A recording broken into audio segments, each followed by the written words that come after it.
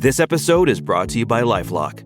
The holidays mean more travel, more shopping, more time online, and more personal info in places that could expose you to identity theft. That's why LifeLock monitors millions of data points every second. If your identity is stolen, their US-based restoration specialist will fix it, guaranteed or your money back. Get more holiday fun and less holiday worry with LifeLock. Save up to 40% your first year. Visit LifeLock.com/podcast. Terms apply. The sun's shining, birds are singing, and all feels right in the world. Until the season changes, and suddenly you lose your motivation to get out of bed. In fact, 1 in 5 people experience some form of depression, no matter the season or time of year. At the American Psychiatric Association Foundation, our vision is to build a mentally healthy nation for all, because we want you to live your best life and be your best you all year round. Please visit mentallyhealthynation.org to learn more.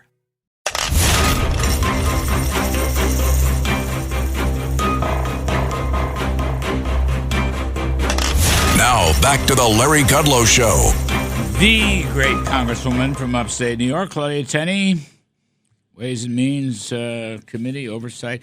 Claudia, I got a couple of things. Thanks for coming on, by the way. We appreciate it, as always. I think they may make a tax cut decision this weekend. I don't know that they will, but the president's getting together with Thune. I think they're going to the football game, Army-Navy football game.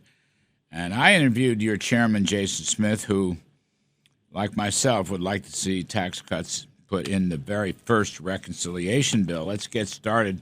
Let's strike while the iron is hot. I don't know that I've actually asked you about this.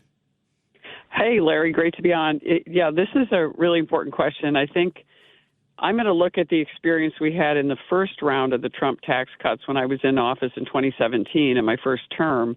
And remember, we decided to do repeal and replace Obamacare first. Didn't get it through. We had to use the reconciliation process because we didn't have a 60-vote margin.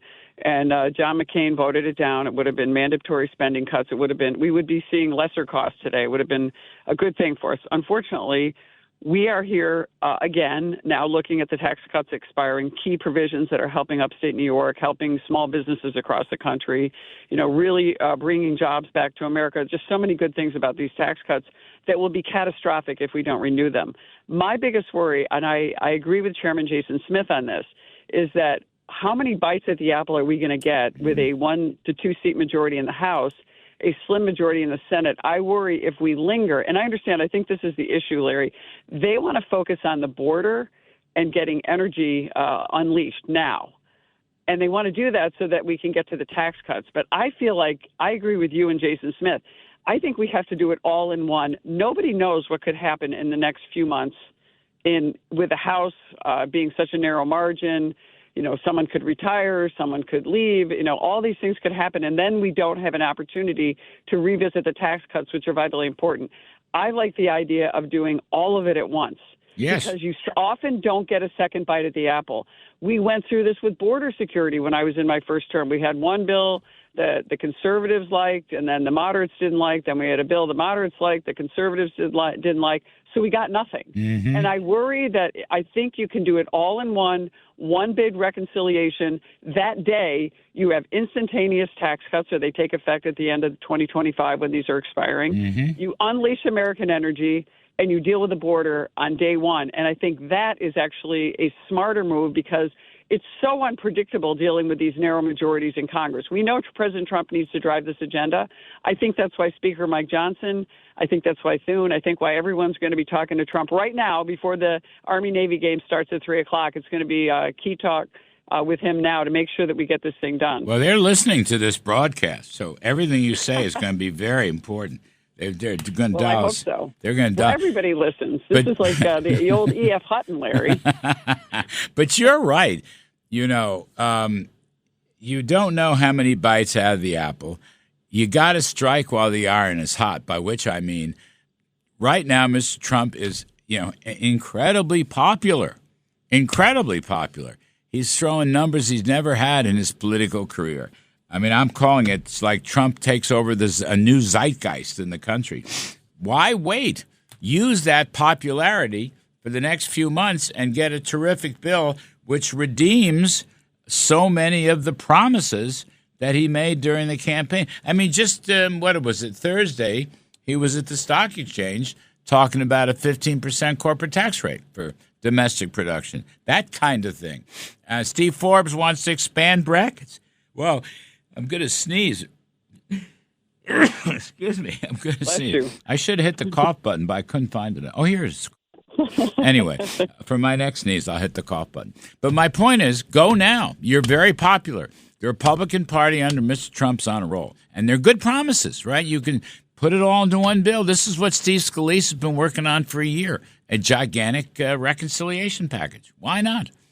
I agree. I just worry we're not going to get it later and that we linger. And you saw, I think you pointed this out on your show yesterday, the stock market, when they got the news that the tax cuts were going to be later, yes, you see the stock market reacting to the tax cuts because they know, look, this is all the ingredients of what President Trump needs to do. He's looking at a 4-year term.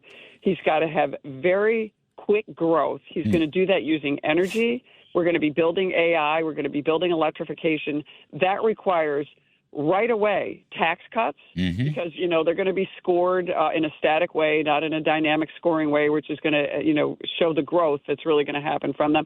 The largest revenues in American history coming into the IRS because of the tax cuts under President Trump, matched with the big spending of COVID and the Democrats and the programs they put in. If we have dynamic growth, especially in the energy sector where you're going to be able to get that growth, it's going to be unleashing natural gas, oil, using carbon capture, getting electrification, AI. All those things are going to give you massive growth. The tax cuts will come. And with that, you're also going to have the money that we're going to need to deal with this border issue, seal the border, deportation, finding these human trafficked children that Tom Homan talks about. All that's got to be done on day one. And then we can go into some other things that maybe aren't going to drive the economy. Driving the economy is what's going to be the signal, the start for the rest of it, I think. I agree with you, and I agree with Jason Smith on this. It's the working class coalition. I call it the blue-collar boom. They're the ones that elected Trump.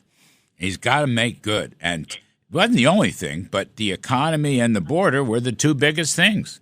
So put them both in the bill and you're right, add to that drill, baby, drill, and let's try to get better permitting regulations and cut some spending. But, strike while the iron is hot. And by the way, they'll feel it in time for the 2026 by-elections, right?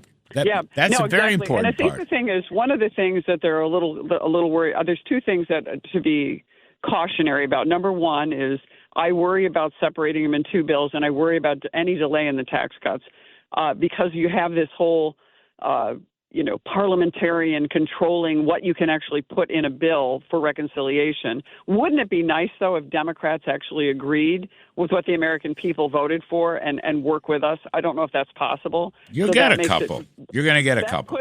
That puts us in this situation. The other thing is, you've got that, how is the parliamentarian going to react to it? And you have this kind of quirky majority that we have right now in Congress. We have to stick together as the Republican conference.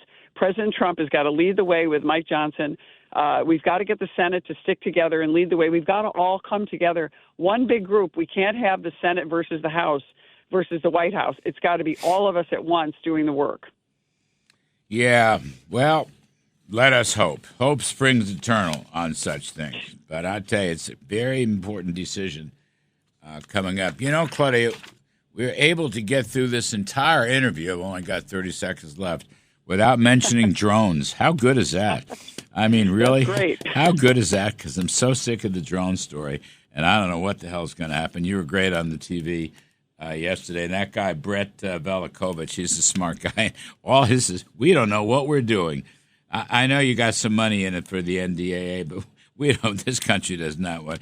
Biden is nowhere to be found. Anyway, Claudia Tenney, great congresswoman from upstate New York. We appreciate so much on the weekend for helping us out.